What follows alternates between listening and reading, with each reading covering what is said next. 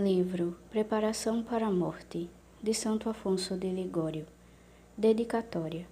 A Imaculada e Sempre Virgem Maria, a cheia de graça, a bendita entre todos os filhos de Adão, a dileta de Deus, honra do gênero humano, delícia da Santíssima Trindade, habitáculo de amor, modelo de humildade, espelho de todas as virtudes, mãe do belo amor, mãe da santa esperança e mãe de misericórdia, advogada dos desgraçados, amparo dos fracos, luz dos cegos e saúde dos enfermos, âncora de confiança, cidade de refúgio, porta do céu, arca da vida, íris da paz, porto de salvação, estrela do mar e mar de doçura, intercessora dos pecadores, esperança dos desesperados, socorro dos desamparados, consoladora dos aflitos, alívio dos moribundos e alegria do universo, um afetuoso e amante servo, ainda que indigno e vil, humildemente dedica esta obra.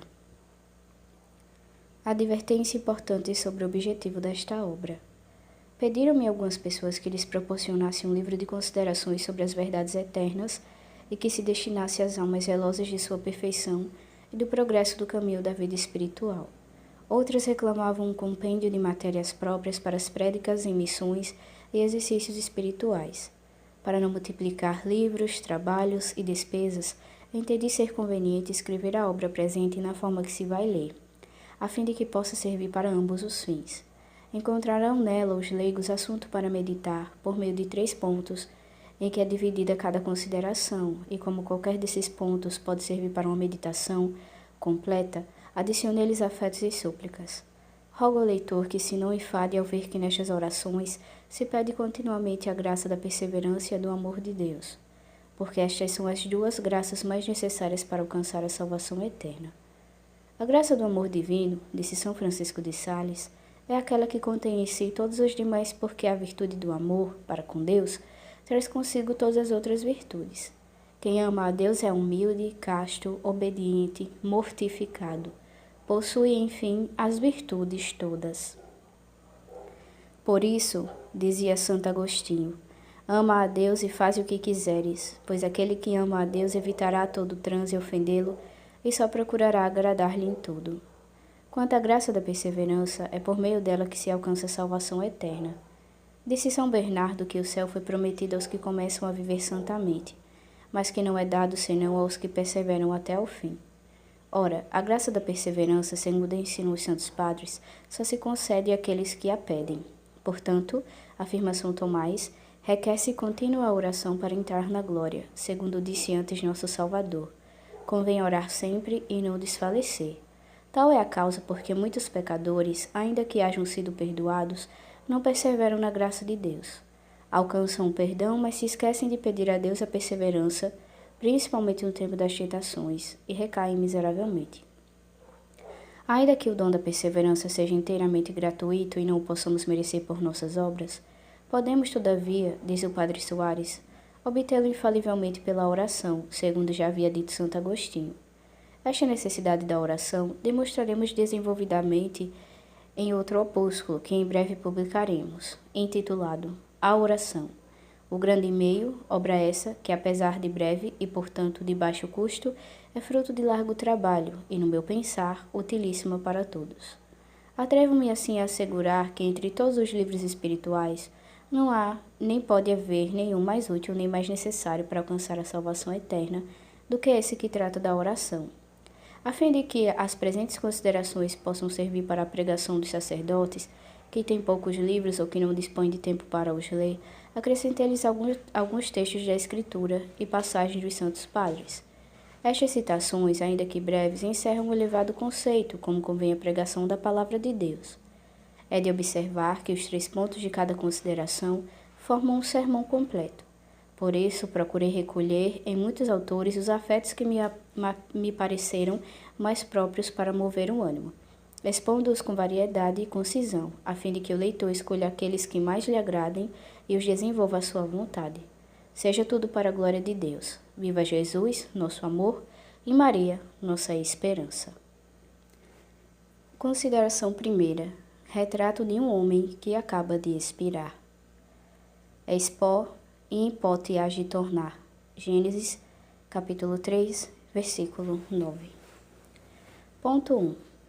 Considera que és pó e que em pó te hás de converter. Virá o dia em que será preciso morrer e apodrecer num fosso, onde ficarás coberto de vermes. A todos, nobres e plebeus, príncipes ou vassalos, estará reservada a mesma sorte. Logo que a alma, com o último suspiro sair do corpo, passará a eternidade e o corpo se reduzirá a pó. Imagina que estás em presença de uma pessoa que acaba de expirar. Contempla aquele cadáver, estendido ainda em seu leito mortuário, a cabeça inclinada sobre o peito, o cabelo em desalinho e banhado ainda em suores da morte.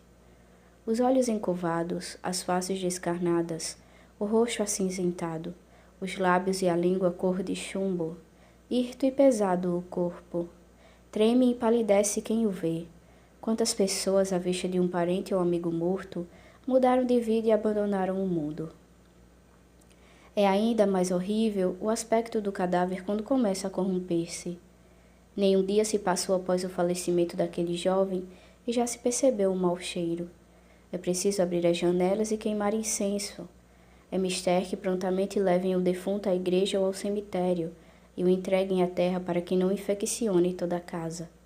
Mesmo que aquele corpo tenha pertencido a um nobre ou potentado, não servirá senão para que exale ainda fetidez mais insuportável, disse um autor. Vês o estado a que chegou aquele soberbo, aquele dissoluto?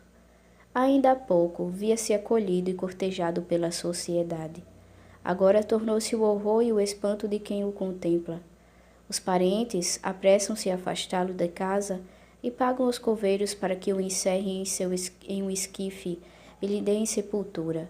Há bem poucos instantes ainda se apregoava a fama, o talento, a finura, a polidez e a graça desse homem, mas apenas está morto, nem sua lembrança se conserva.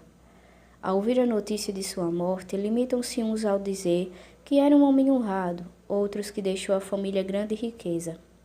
Contristam-se alguns porque a vida do falecido lhes era proveitosa. Alegram-se outros porque vão ficar de posse de tudo quanto tinha. Por fim, dentro em breve, já ninguém falará nele, e até seus parentes mais próximos não querem ouvir falar dele para não lhes se agravar a dor que sentem. Nas visitas de condolências trata-se de outro assunto, e quando alguém se atreve a mencionar o falecido, não falta um parente que advirta: por caridade, não pronuncieis mais o seu nome. Considera que, assim como procedestes por ocasião da morte de teus parentes e amigos, assim os outros agirão na tua. Os vivos entram no cenário do mundo para desempenhar seu papel e ocupar os lugares dos mortos, mas do apreço e da memória destes, pouco ou nada cuidam. A princípio, os parentes se afligem por alguns dias, mas se consolam depressa com a parte da herança que lhes couber. E, talvez, parece que até a tua morte os regozija. Naquela mesma casa onde exalaste o último suspiro e onde Jesus Cristo te julgou, passarão a celebrar-se como dantes banquetes e bailes, festas e jogos. E tua alma, onde estará então? Afetos e súplicas. Agradeço-vos, meu Jesus Redentor, o não me terdes deixado morrer quando incorrera no vosso desagrado. Há quantos anos já mereci estar no inferno?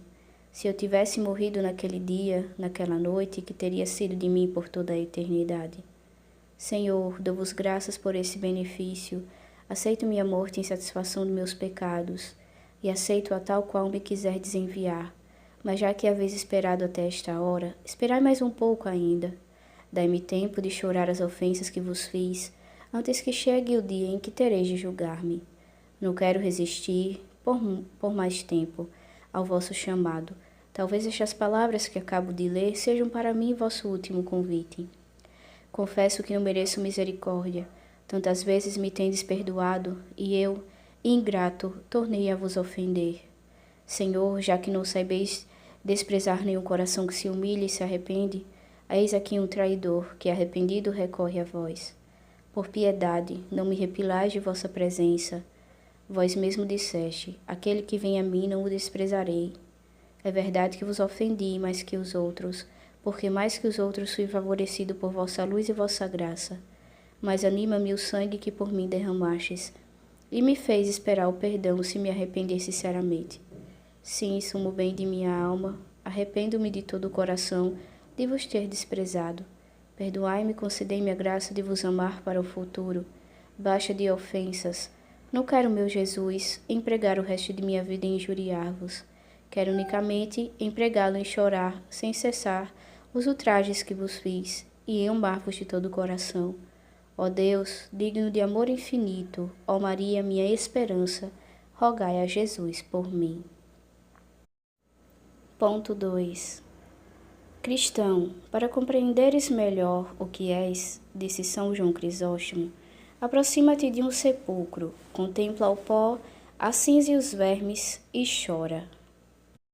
Observa como aquele cadáver, de amarelo que é, se vai tornando negro. Não tarda a aparecer por todo o corpo uma espécie de penugem branca e repugnante. Sai dela uma matéria pútrida, nasce a multidão de vermes que se nutrem das carnes. Às vezes se associam a estes os ratos para devorar aquele corpo, saltando por cima dele enquanto outros penetram na boca e nas entranhas.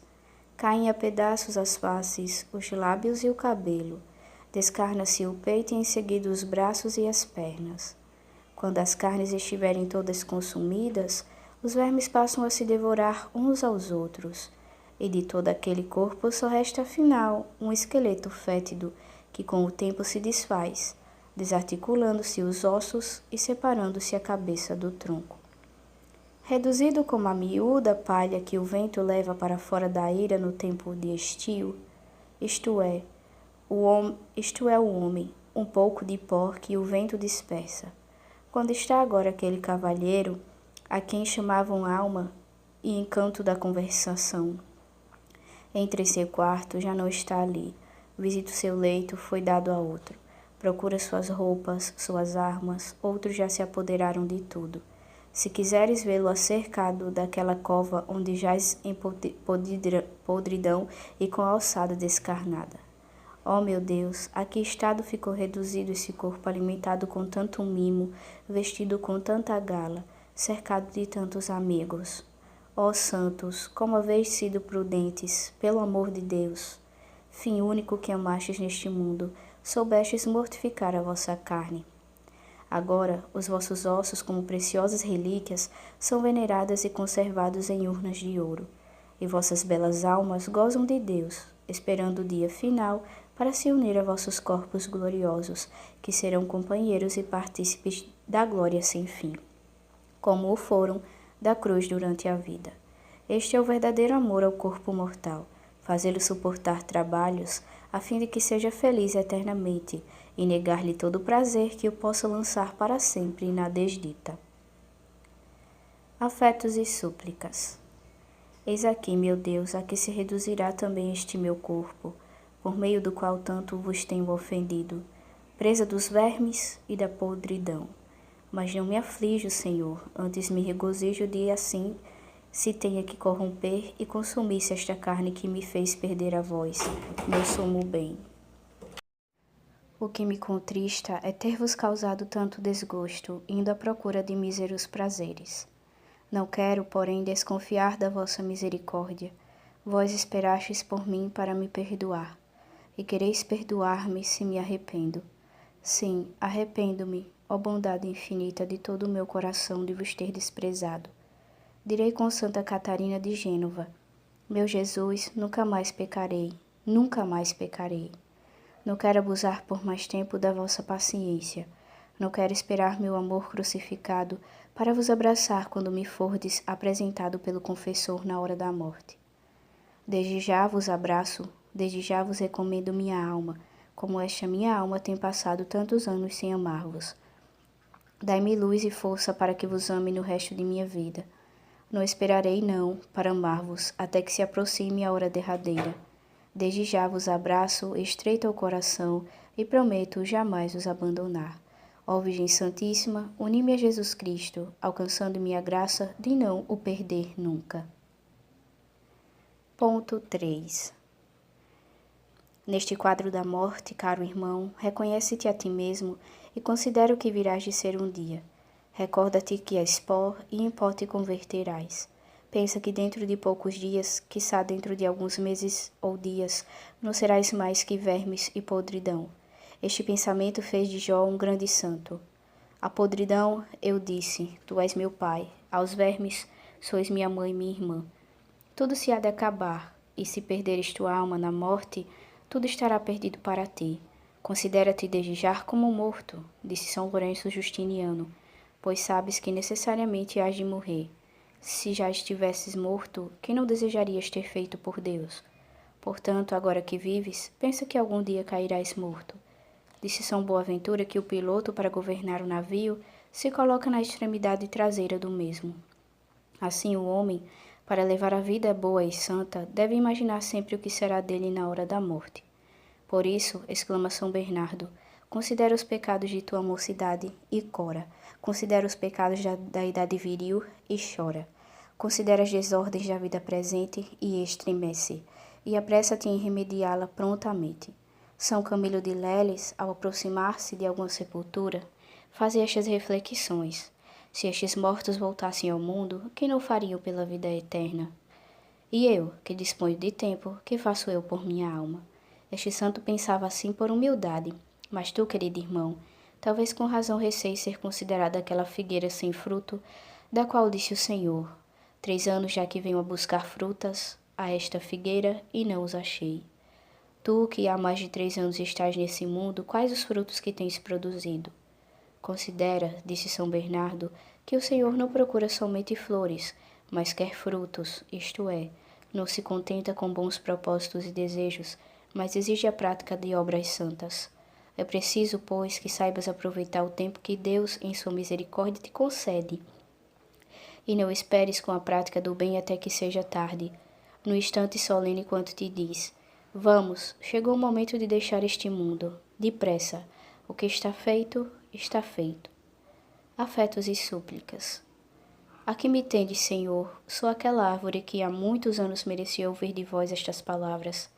Cortai-a, pois, para que debalde há de ocupar terreno. Nada mais certo, porque em tantos anos que estou no mundo, ainda não dei frutos senão cardos e espinhos do pecado. Mas vós, Senhor, não quereis que desespere. Dissestes a todos: aquele que me procurar, achar-me-á. Procuro-vos, meu Deus, e quero receber vossa graça. Detesto de todo o coração as ofensas que cometi, e quisera morrer de dor por elas. No passado fugi de vós, mas agora prefiro vossa amizade à posse de todos os reinos do mundo. Não quero mais existir ao vosso chamado. Quereis-me todo para vós, e sem reserva entrego-me inteiramente. Na cruz deste-vos todo a mim, todo me deu a vós. Senhor, vós dissestes, se pedirdes alguma coisa em meu nome, eu a darei. Meu Jesus, confiado nessa grande promessa pelo vosso santo nome e pelos vossos méritos, peço a vossa graça e o vosso amor. Fazei que dele se replete minha alma, onde antes morava o pecado. Agradeço-vos por me terdes inspirado o pensamento de dirigir-vos entre esta oração, sinal evidente de que quereis ouvir-me. Ouvi-me, pois, meu Jesus, concedei-me grande amor por vós, dai-me o grande desejo de agradar-vos e depois a força de cumpri-lo. Ó Maria, minha excelsa intercessora, escutai-me, vós também, e rogai a Jesus por mim.